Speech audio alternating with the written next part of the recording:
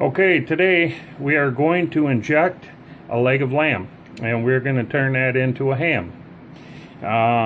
What I use right now is this Backwoods ham kit. It does 20 pounds of meat, costs around $10. The ingredient list on this guy is pretty simple. It does have some processing, but I guess that's the world we live in. I haven't got my own recipe down to the point where I'm comfortable with it yet. Out of that kit, I made a half gallon of brining solution that we're going to soak this in, and a pint of injection solution that we're going to inject around the bone in to make sure that guy gets cured.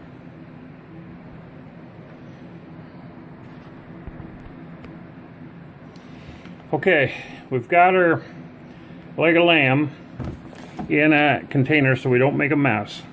It's got one bone in it. If this was boneless, that'd be great. You just plump it up the best you can, or the more you can. And it has this hip bone on it too. So what we want to do is get this one bone in here, get injected all around that best we can.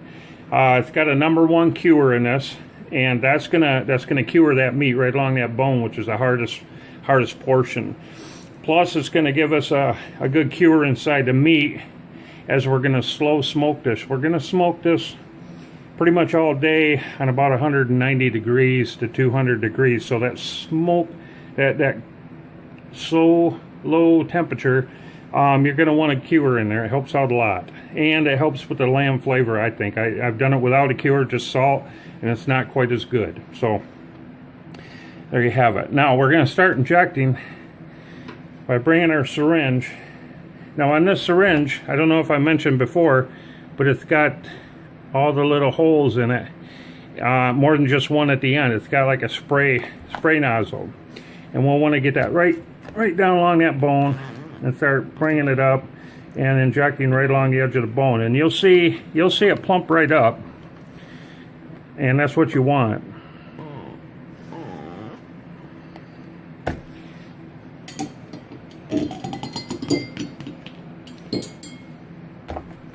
You want to come from this end as well.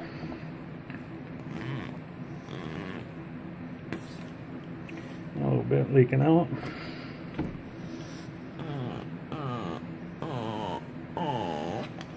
Okay, now we'll want to just fill up the bigger areas of meat. If you don't do that, you could get kind of a spotty cure on the ham, and then there'll be areas that won't taste the same as all the way through.